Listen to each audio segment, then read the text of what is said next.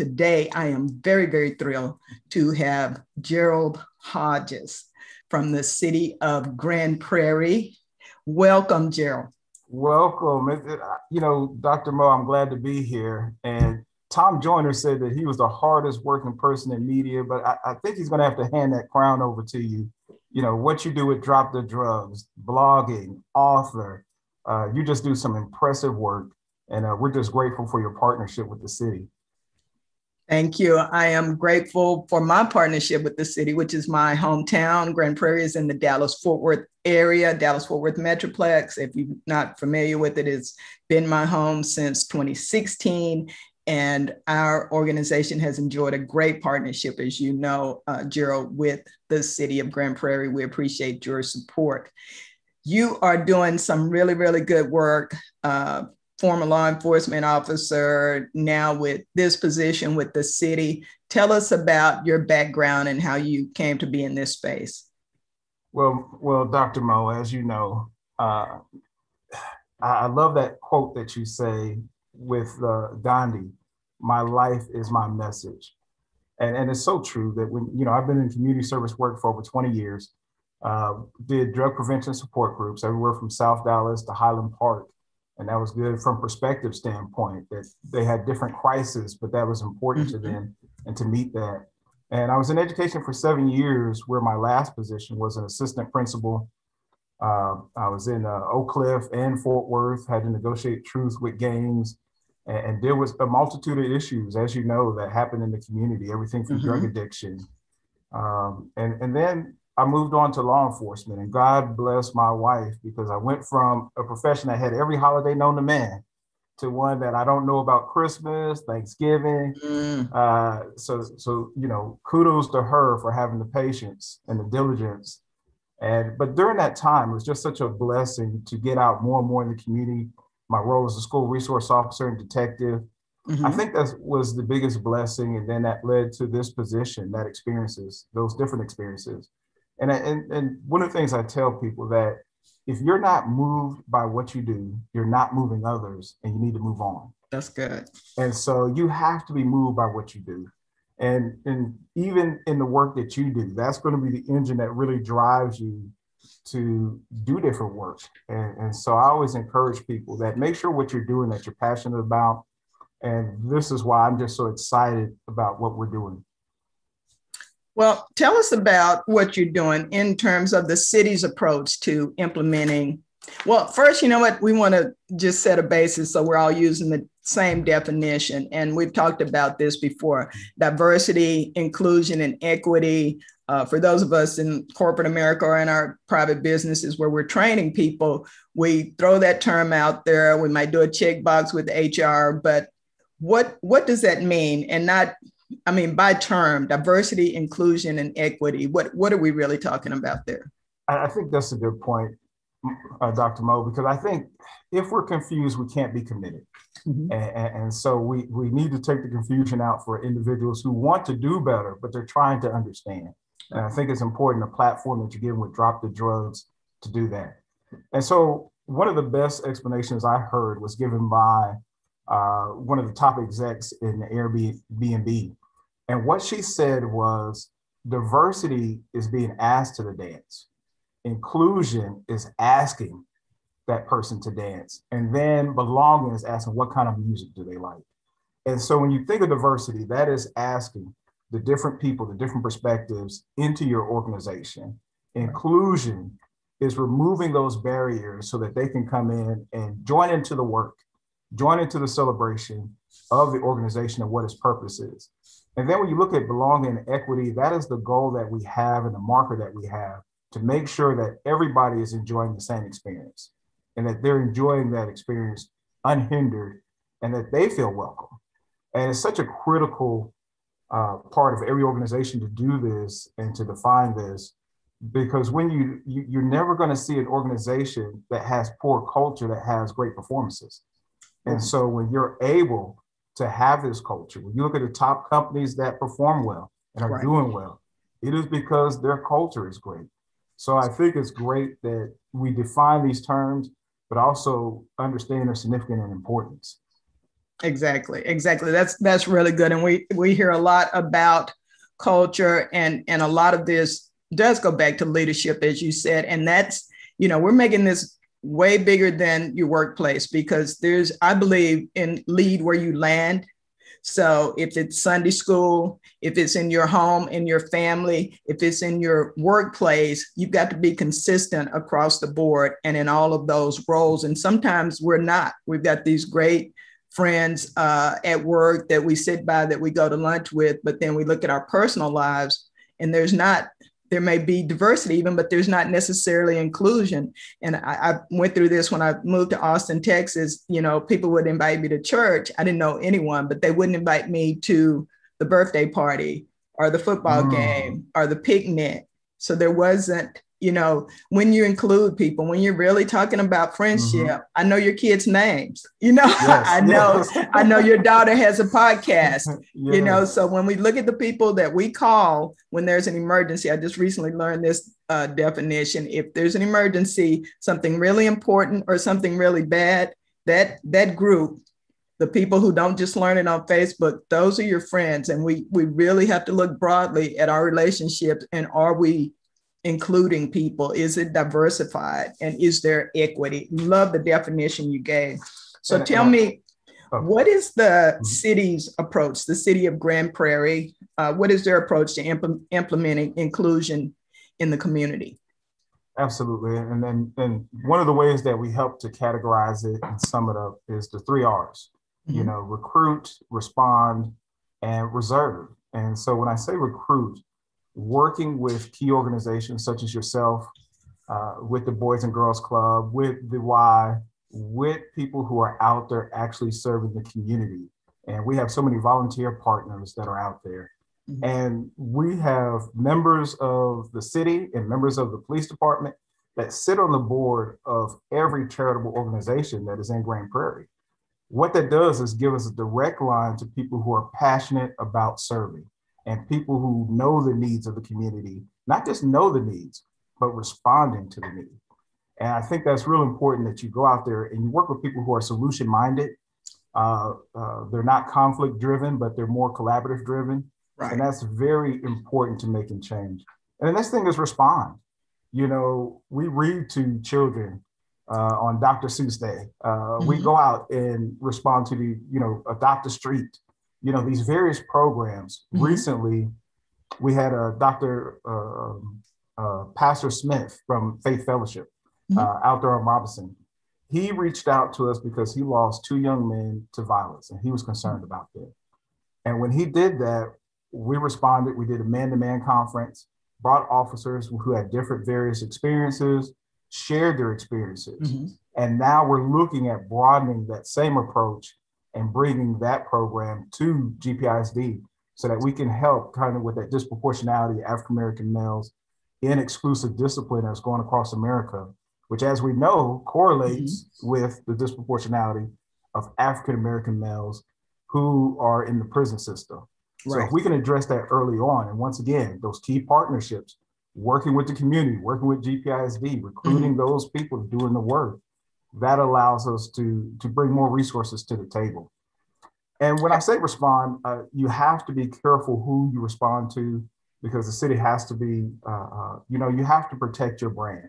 You have to make sure that that there are some soldiers that want war to be relevant. So they're not looking for a solution. They just want to be a savior. And in this age of social media, we see a lot of people that are standing up, but we check the dentists, we check the babysitters, but we don't necessarily check people who are self-proclaimed activists. The question is, what were you doing before the camera?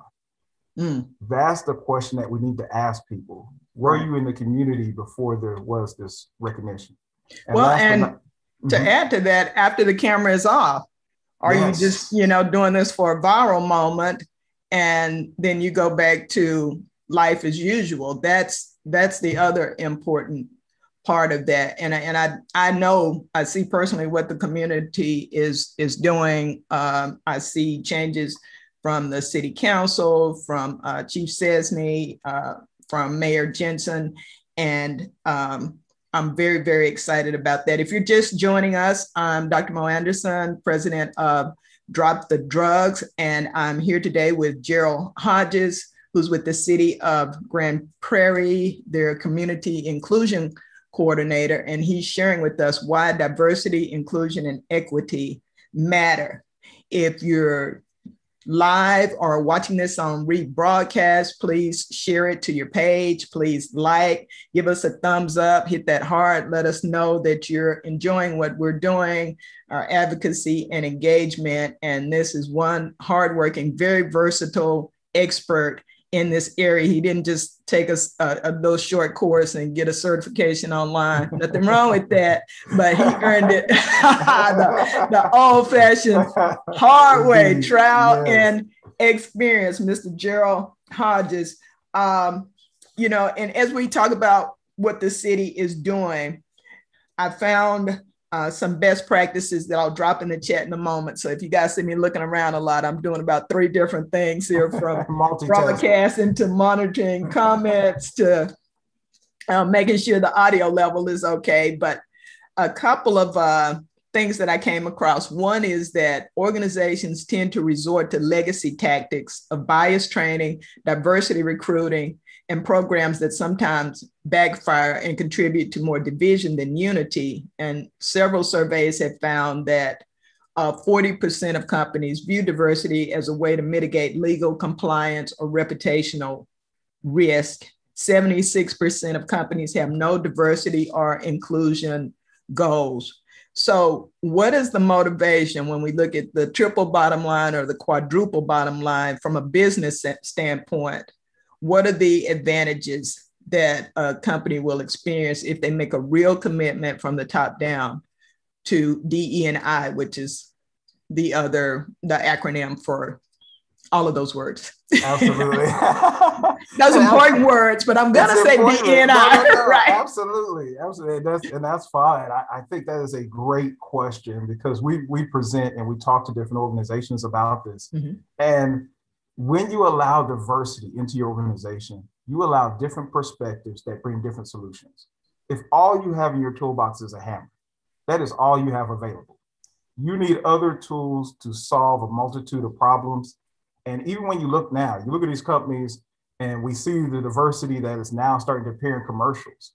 That is not always altruistic, because they do the marketing. They know mm-hmm. people of color, the diverse dollar, the large consumer market out there. Right. I think there's a misnomer that we look at the social justice movement and inclusion, that it's a small segment of society. Mm-hmm. That's not true. When you look at the social justice movement, how large that group is, how diverse that group is. Mm-hmm. You look at the number one consumer in America are people of color. There's just so many benefits to a business and cities participating in inclusion. Not to mention. Let me jump in here. You just said something that caught my ear. I've heard a lot about people of color being the number one consumer in certain areas, whether it be hair care or attire or makeup. And I'm not just talking about African Americans, but different demographics. What does that statement mean, the number one consumer? The number one consumer means that when you look at the dollar spent by mm-hmm. people of color, it is the largest, the diverse dollar is the largest amount that is being spent in America. And I think that conversation drives 2 things, is that one, recognizing ourselves from a community standpoint. What can we do if we direct those dollars to follow our conviction? So then we now have this influence to change the community, to make it welcoming, and really focus on those dollars. And then the second thing, once again, even from a city standpoint, because we know when we talk about economic development, mm-hmm. You have social offerings, aesthetic, and whether or not people feel welcome. So from a city standpoint, and we think on a personal level, that you can have a great restaurant that has great food, but if people do not feel welcome, they're not coming back. Right. And I think that's one of the things that Grand Prairie has to offer, is that you can come to an environment that's diverse and have a high quality of life. And I think those 2 things, cities that embrace that and embrace those concepts of diversity, are going to be flagship cities that are going to sell, and those who do not run the risk of being a relic of the past. Beautiful. Very, very well said. Let's go to the personal aspect of it a little bit more. If you're trying to promote DE&I within your community, within your personal relationships, and you're encountering people, a neighbor that's racist, I'm reading this so I don't leave anything out, being culturally insensitive, sexist, racist, or homophobic, something we all come across and seems to have gotten worse in light of current events. How do you handle a situation like that without it escalating? I mean, people don't seem to just want to walk away anymore. And it may just be ignorance, not an understanding of your viewpoints or what you're trying to do in bringing a group together. If I haven't put too much into that, how do you handle people who aren't receptive, I guess is my question. Well, and first, and this goes back to when we talk about the city's approach, and this also is key in your personal life, is that last R, which is reserve the right to be offended. Sometimes we're so ready to be offended. We're so ready to go to war. But there are people here that don't know, and we have to have redemption, even in this age of cancel culture. Right. You know, we're so ready to cancel people out. But what about the person that said, maybe I have been learning this wrong. Maybe I do need a different way of thinking. I think we have to reserve that right to be offended so that we hear different perspectives and really understand where they're coming from. That being said, it doesn't mean that we're giving up the ability to hold people accountable to what they say and do. And so a lot of times when you first, of course, you always want to season your words with salt as best you can. Right. Reserving that right to be offended. And you have to address it though, because sometimes you'll gain understanding, as you said, that this person may not know what they're doing is wrong. But if you don't gain understanding, now you're putting a boundary, which is also important to your own personal well-being. And it may be something that later on may give this person something to reflect on. So what I mean by that is you may go to an individual and say the statement that you said, the action that you did was offensive. And they may say, you know what, Dr. Mo, I did not realize that. I did not realize what I was saying was offensive. I'm sorry. And they're willing to change. Because also as individuals, we have to reserve that right to be offended when someone says, I didn't like what you said. Right. We can't say, I didn't mean it. No, reserve your right to be offended. But there are times that you go to this individual and they may be like, well, this is what I said. I'm not apologizing. I said what I meant what I said. So at that time, now we are establishing a boundary that this is not tolerable in my presence. Understood. Gotcha. And I think that's important because one of the things that we're doing is that we are taking control of our environment. We know that our kids are watching us, other people are watching us. Right. And now we're taking ownership in our community. That's a great answer. Good answer. And thank you for that, because, it's easy to go into your default reaction. And even my eyes have been open to some things recently, because this goes beyond ethnicity and culture. I'm trying to learn my pronouns for transgender people. I'm looking at things that are happening and have been happening in the Asian community that I was not aware of, and just trying to understand what goes on with other people at the same time. I've been here for several decades. So just, the process of learning and relearning is going to take some time. So I'm trying to remember, I need to be patient with people because they've, inherited bias, unconscious and conscious, as have I. And as I become aware of it and confront it, I want to change, but it takes time, and getting angry, as we've seen, certainly isn't solving it. Righteous indignation, yes, but the yelling and the screaming is not doing. Go ahead, sir. No, I was just going to say, Dr. Mo, and we have to challenge ourselves. Right. We live in these echo chambers with social media, where we go to places that just spout our own beliefs back to us. And one of the things I tell people that if you don't want your ideals to be challenged because you believe it won't survive, then maybe it shouldn't survive. So you have to be willing to challenge your ideals. And one of the things we've been taught our life, hang around like-minded people. Yeah. I think the key is to hang around people with similar values, because sometimes we take like-mindedness and we're not growing because we're never challenging our ideals, our thoughts. Right. And so hang out with people. Like, for example, I have a friend, he's Muslim, and sometimes we have spirited conversations, but we are walking in the same direction, caring for the community. So that's what allows us to go together. And for me, I'll extend that a bit. I totally agree with what you say. But if people who are like-minded with your current school of thought are not where you want to be, then just like we find mentors professionally, find you personal mentors who are like you want to be.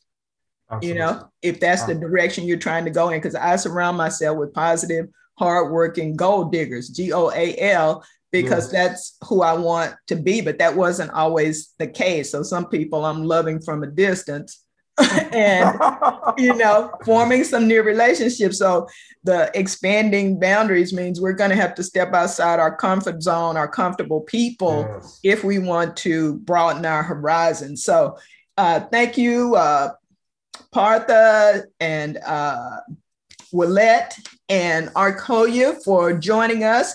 If you're just tuning in, we're having a very wonderful, informative discussion here with Gerald Hodges with the City of Grand Prairie on diversity, equity, and inclusion. I'm Dr. Mo Anderson with Drop the Drugs, nonprofit public charity that's raising awareness throughout the country about the importance of disposing of your unused, expired, unneeded prescription medication. If you've been watching the news lately, you see how important it is, particularly those pain pills, that you either keep them locked up or that you keep them inventoried, and that you keep them inventoried and that you use them as directed. I'm just throwing that in because that's our mission. That's what we do. Absolutely. But overall, please, yeah. Overall, it's about wellness. So like our page, follow us on Twitter, and give us a thumbs up if you're enjoying this, because we want you to have some takeaways. Please share to your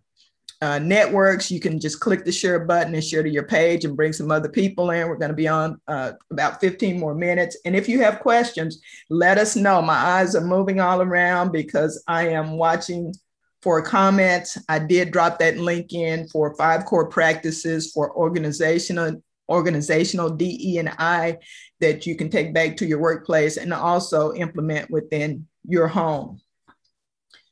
We're going to go back. I hang out with you, so I can up my levels.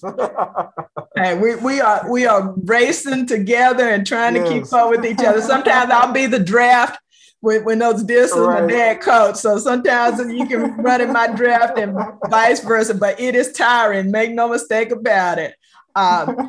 Next question. What steps for those of us who are employers, and I'm seeing some people who are watching us live right now who are, you know, even if you're leading a church group, I'm going to say you're a manager of that particular group. If you're, again, in your home, you're managing the finances, you're managing the workflow, you know, we try to separate it, but it's all work if you look at it from a objective perspective. So in terms of bringing people into your life or hiring, your hiring process, what steps do we take to eliminate bias from those new relationships, from that hiring, from that community? What are some, 3 or 4 steps we can take as we go through that process? I think first, and I like what you say, you're doing a series on being healthy, because healthy people make healthy police officers, healthy teachers, so on and so forth. So you first have to have a personal conviction, a personal movement to improve and challenge yourself. That's first. Right. Because so many different organizations, we all have a don't touch, don't say policy. But what is your practice? Your practice is much more important than your policy. So how you actually mirror that behavior that you want from your employees. So you can have, don't say inappropriate things, but yet at lunch, your conversation and the jokes that you allow to go on in front of you. So first, have conviction in your organization. Don't just set committees to defer responsibility or you're going to lose credibility. Right. And that's one thing that organizations need to be aware of. So have conviction that you really want to take on this process. Next is that you have to have training so that everybody has a common language. One of the things that we do, I just taught in the academy on Friday, the key terms of inclusion, so that people understand. The academy. Police academy. Okay. Police academy. Yeah. So I was teaching at the police academy so that we all have the key terms of inclusion, begin to understand that, take the mystery out of it. And then even work and really look at your recruiting practices first, because what you'll find is if I go to the same pond, I'm gonna get the same fish. And then I wonder why, when I get back home, that's all I have in my house. So you first have to look at your recruiting practices. How diverse are you in recruiting? Because once you get individuals here into your organization, then when we have the diversity, then we can work on the inclusion. Then since we have individuals here in our organization, you now begin to see that in the promotion because they're here. Right. Just like the work that was done with the Grand Prairie Police Department. I remember when Steve first was the chief. Steve died, former chief. Yes, he's now the deputy city manager. One of his goals was diversity. And if you go back on YouTube and look at the first GP Academy, you'll see that as a stated goal was diversity. By bringing that diversity, we now have, a Black deputy chief, a Black lieutenant. And one of the things that the misnomer that you have to address with people is that this was not done. We did not lower standards to achieve this. They scored number one on the written exam. So these are highly qualified people, and dealing with that misconception, the qualified people are there. You don't have to lower standards. You may have to look at your recruiting practices. And then the whole goal of inclusion is to remove those barriers that keep people from the table. So look at those barriers that may be preventing people from knowing about your organization, barriers within your process that may be eliminating qualified applicants. And so you really have to take a look at those processes. So it starts with your personal conviction. I want to jump in right there. That was great. But you reminded me of a situation I saw in, I believe it was Kansas, but I could be wrong about that. But it was within hiring, within a law enforcement department. They had the exams, of course, your history, your record with the department, but then they had an overweighted panel. You had to go in front of a panel for an interview. And I might not be using the terms, but some law enforcement officers of color had sued because they felt like they were being unfairly given low scores, and that was keeping them from getting promotions. And they literally, on this video I was watching, aired them going through that process, answering the questions, and there were candidates who were, so articulate, so detailed with their answers, and they got really low scores over this other guy who was just like, yeah, well, sometimes guys will be guys. So, in addition to when you talk about the policy and the process, not only do you need to, as a leader, state what you want, but you need to be evaluating that, assessing that. Is it working the way it was designed? And I think we fail in that sometimes, in going back and auditing that or bringing outside people. And when you get complaints, and I've seen this firsthand, when you get complaints, you need to investigate them. It's not always just an angry, disgruntled employee, particularly if they keep coming. Yes. You need to look into that and see, is it working the way it was designed? Because the best design without proper implementation and follow-up is just not going to work. If you're just joining us, and I'll let you jump in there. I just see some new people joining us, or if you're watching this on rebroadcast, please share, give us some hearts. Let us know you're there. Gary Bowers, I see you. Thank you for joining, longtime supporter of Drop the Drugs. And we are here with the amazing Mr. Gerald Hodges. Did I see somewhere that you were also ordained, or did I make that? I'm a deacon at my church. Yes. Wow. Yes. Look at you. Just all kind of goodness in this brother. Whoa. I'm trying to keep up, Dr. Mo. No, I'm not worthy. I am not worthy. So I cut you off. Do you remember what you were about to say? And you brought up a good point. You have to reevaluate your process. Right. They have these different organizations that will come in and evaluate your numbers. look at your statistics from an objective point of view. Mm-hmm. And even something that I taught in the academy, that if another officer sees you and he says, you know what, I got it, and taps you on the shoulder, let him do that, because he's watching from the outside. On the inside, you're thinking, I'm okay. But if another person from the outside taps you on the shoulder and say, hold on, I got it, let them get it, because they're seeing this from a viewpoint on the outside. So it takes that. So it does take evaluating your process. They had a very interesting, and one of the orchestras, and I can't think of the name of it, but they were talking about how women who were auditioning Mm-hmm. weren't getting into this orchestra, that men at an astronomical rate were getting into this orchestra. Right. And they were like, well, we have a blind study. Well, what they didn't realize was the high heels that women wore, that when people heard the high heels, they were given lower marks. Wow.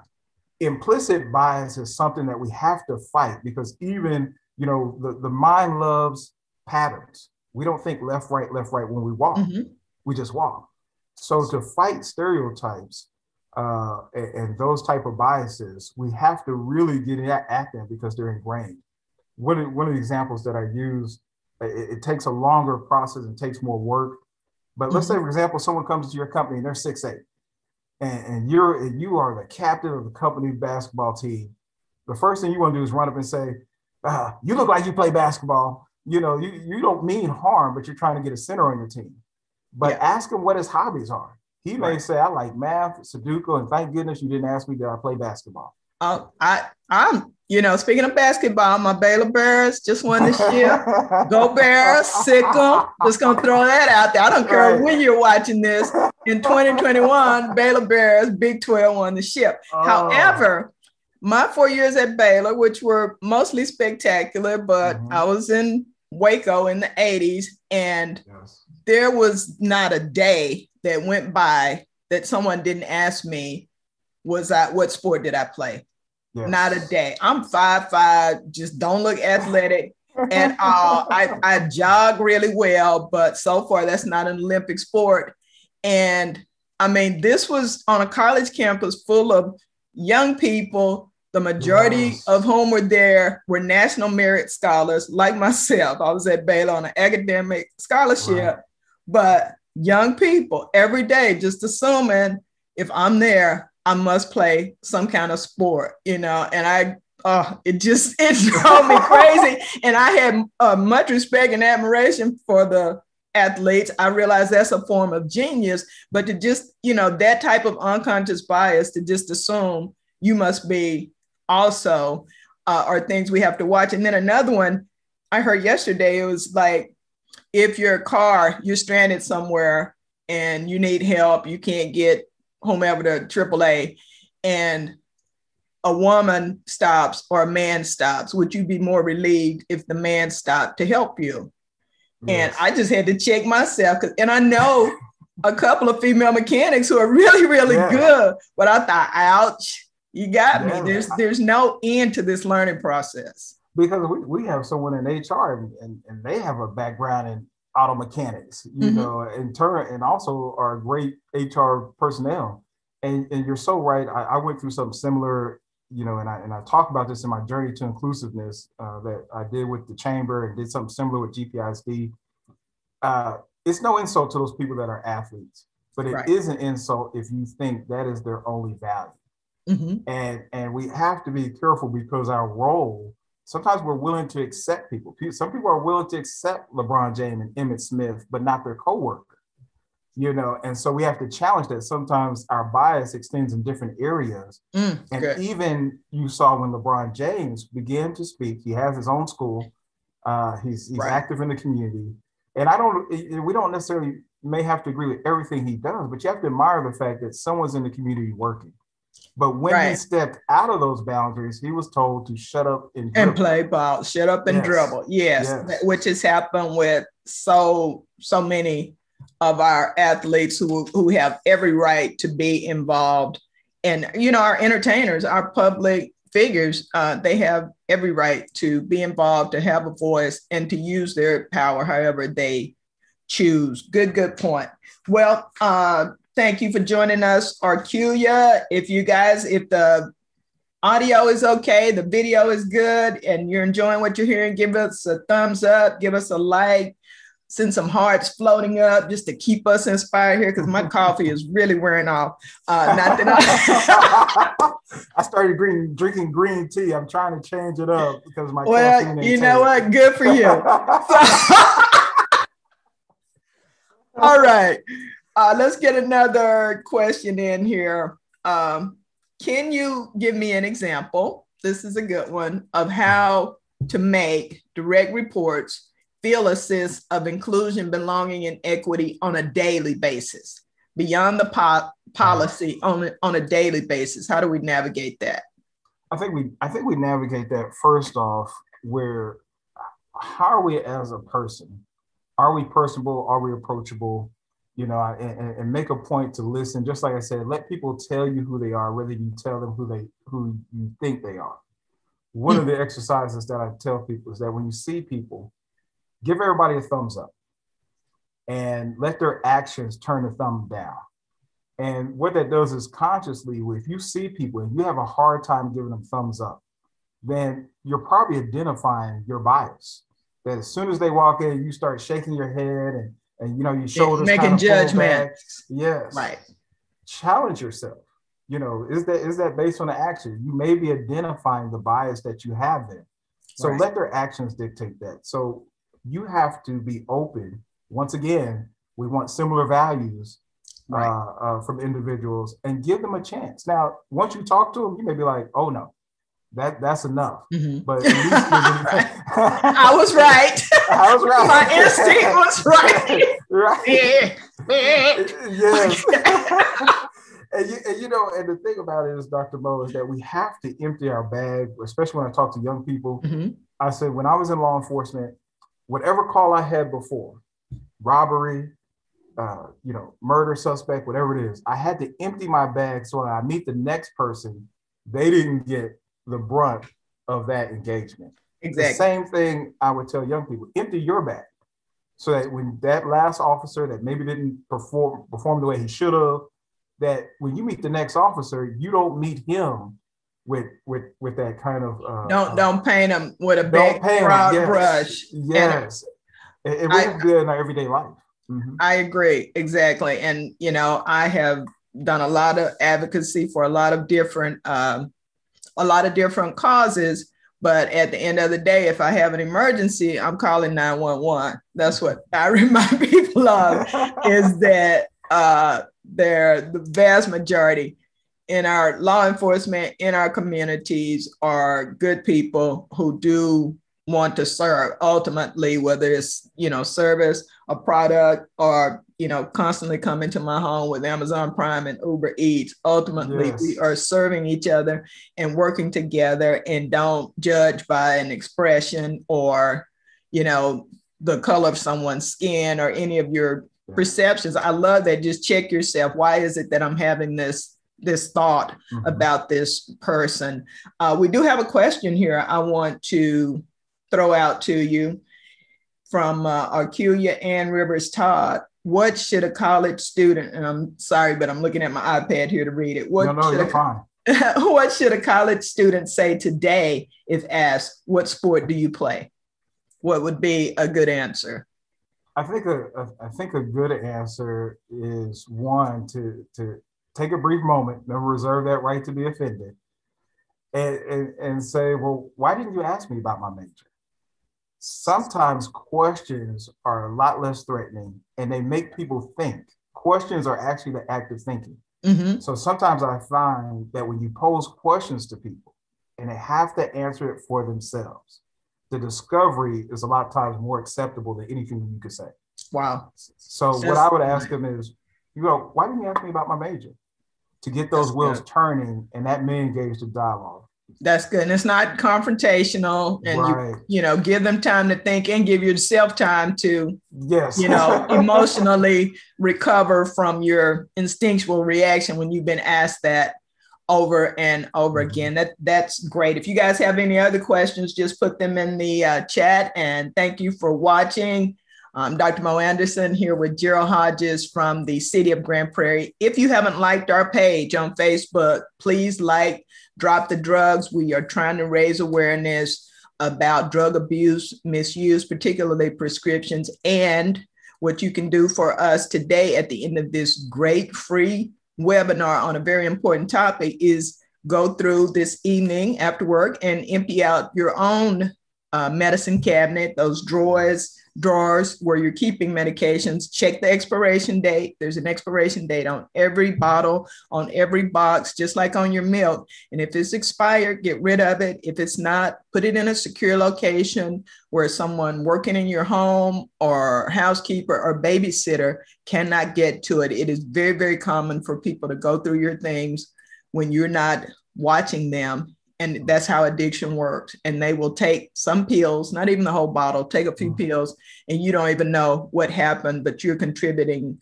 to misuse, abuse, and possibly someone's death. So we don't want to be that person. I have to throw in our commercial breaks for Drop the Drug. Download our graphics that tells you about what to do with those drugs after you collect them. Don't flush them. Please don't throw them in the trash. That's contributing to pharmaceutical waste.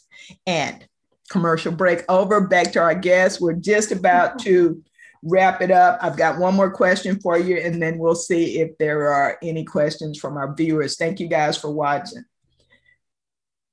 What was my other question? What is your approach? I love this one, to understanding the perspective of colleagues or friends from different backgrounds when they, seem diverse from yours? I think you have to challenge yourself. And, just like Theo E.J. Wilson, he talks about those echo chambers and be willing to challenge your ideals. And I think, first off, give them a moment to talk. We love to cut people off with we have an instant reaction. Right. They say something we don't like, and we're like, let them speak, because you may get to the heart of understanding. You may actually, what you thought in the initial reaction was the problem. As you let the conversation go on, you begin to realize that this is based on experience. Right. This is based on something that may have traumatized this individual.